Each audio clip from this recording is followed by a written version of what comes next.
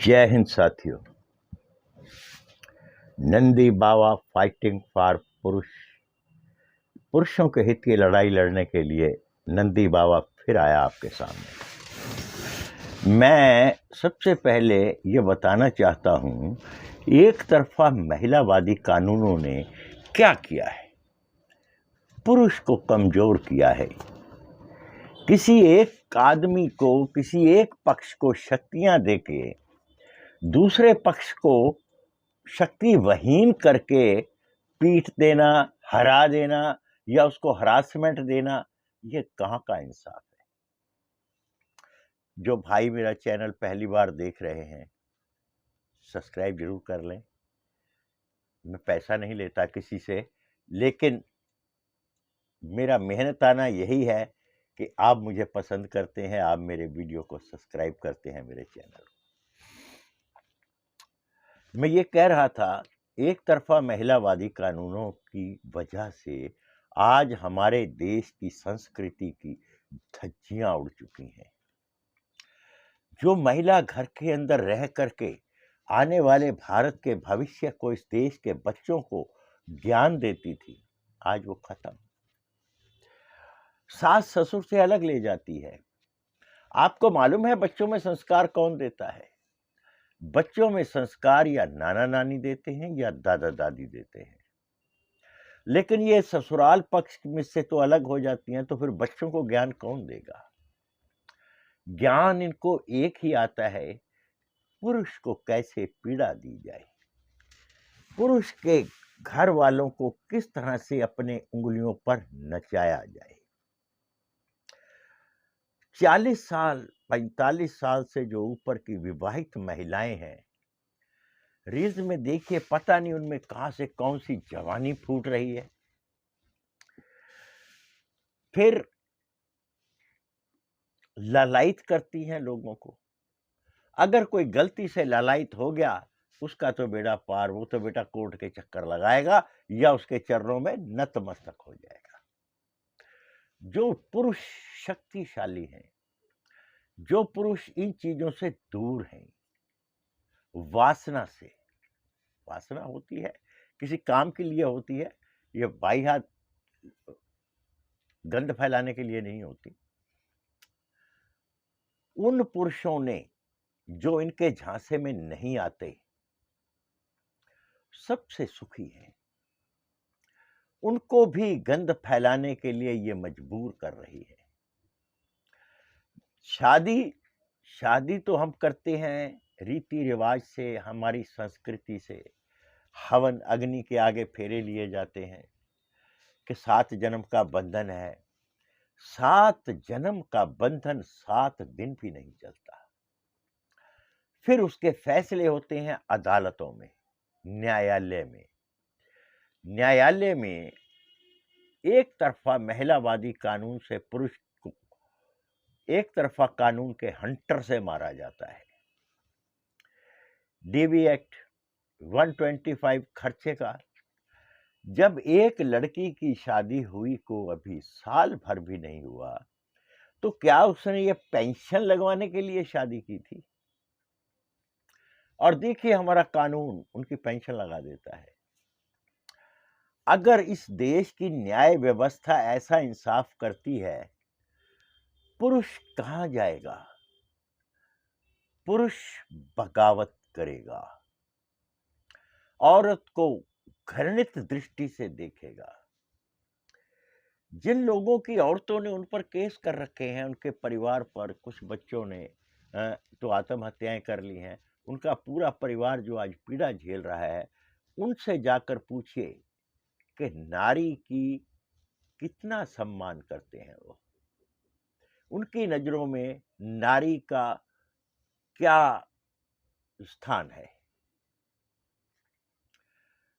जहां पर नारी पूजनीय मानी जाती थी, जहां पर नारी को मातृशक्ति कहा जाता था, आज उस शक्तियां को देख रहे हैं संस्कृति ने कैसे उघाड़ा है। अगर आप न्याय व्यवस्था में उस लड़की को जानते हैं कि खर्चा देना है और पुरुष देने में असमर्थ है, पहली बात तो खर्चा ही क्यों देना है? अगर खर्चा देना है, अगर आपने दंड लगाना है, आशिकों पर भी दंड लगाओ जहां आपने छूट कर दी। आशिक लड़का शादी क्यों करेगा?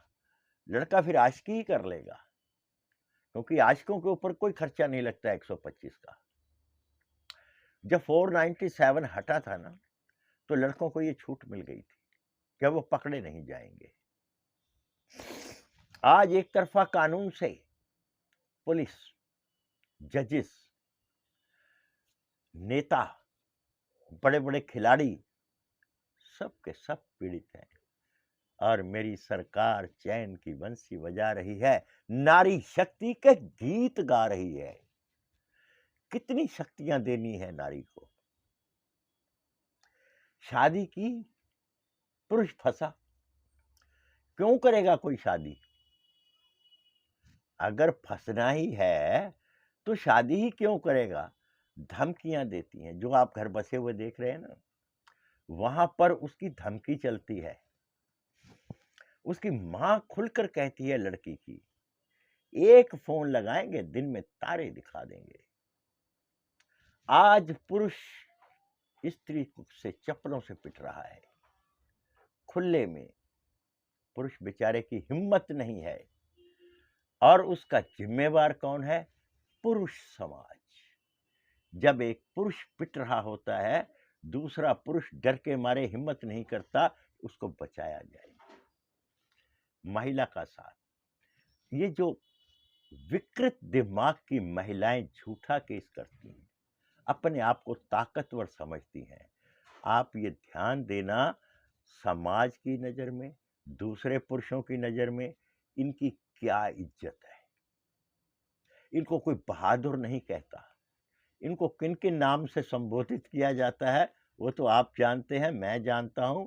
मैं इस लाइव अपने वीडियो में बोल नहीं सकता, लेकिन जानते सब हैं इनको किन नाम से संबोधित किया जाता है। इन्हीं को नहीं, इनकी मां को भी ऐसे ही संबोधन से बुलाया जाता है, और ये ताली पीटती हैं, हमने ये कर दिया। लड़की की मां, पहले लड़का नहीं ढूंढते, पहले लड़का ढूंढते थे ना, जूते घिस जाया करते थे। आज लड़की की मां लड़की को कहती है मुर्गा अच्छा फांसना है, शिक्षा देती है उसको। मुर्गा फांसा, जहां वो कहती है ना कोई जाति पाति तो चलो मैं नहीं मानता, जहां लड़की कहती है वहां शादी कर देती है। इससे क्या होता है? समाज टूटता है। एक समाज की लड़की जब दूसरे समाज में जाती है, वो उनके विचारधारा से, और लड़का उनकी विचारधारा से बहुत देर तक समझ नहीं आती, लेकिन ये समझ आने से पहले ही मामला कोर्ट कचहरियों में होता है। एक मां अपनी बच्ची को हूल दे रही है, शय दे रही है, लड़के फंसा और मुर्गा गिरा, शादी मैं करूंगी। अगर लड़के की मां या लड़का कुछ बोला, उसका इंतजाम कर दिया जाएगा। मैं आपको ये जो बातें बता रहा हूं ना, ये इसलिए बता रहा हूं, ये अब तक होता आया है, अब नहीं होगा। अब अगर कोई लड़की झूठा केस करेगी और वो पाया गया, लड़की के ऊपर मुकदमा भी चलेगा, केस भी होगा, और उसको फाइन तो एक तरफ रहा, जेल भी होगी। और आप जब भी आपके ऊपर लड़की केस करे, आपको जाकर के अदालत में कहना है कि ये लड़की किसके कहने पर कर रही है। झूठा पाए जाने पर जिन जिन के कहने से कर रही है, उनको भी सजाएं होनी चाहिए। सबके नाम लो, तुम्हारे माँ बाप का नाम लिया जाता है, तुम क्यों नहीं लेते कि जी लड़की के जीजे से उसका टांका भिड़ा है, लड़की का पड़ोसी से टांका भिड़ा है, उसको बुलाइए, वो उकसा रहा है, लड़की की माँ उकसा रही है, उसको बुलाइए कोर्ट में। जब रिश्ता किया था, जब तो माँ कह रही थी बेटा बड़ा भरा पूरा परिवार है, लड़का सरकारी नौकरी है या लड़के का कारोबार अच्छा है, सब कुछ बढ़िया है, शादी के 15 दिन बाद सब टंगले हो जाते हैं, लड़की को रोटी भी नहीं देते, लड़की भूखी मरती है, लड़की को घर से 2 कपड़ों में निकाल दिया जाता है। कितना बड़ा फ्रॉड और स्टंट ये खेलते हैं। अब इनकी शामत आने वाली है। मैंने अपनी वीडियो में वादा किया था आप सबसे कि मैं अपना फ़ोन नंबर दूँगा।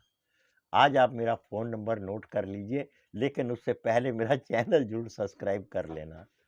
एक बात और पहले बता दूँ, मेरे से बात करने के लिए आप डायरेक्ट फ़ोन मिलाएँगे, मैं नहीं उठाऊँगा।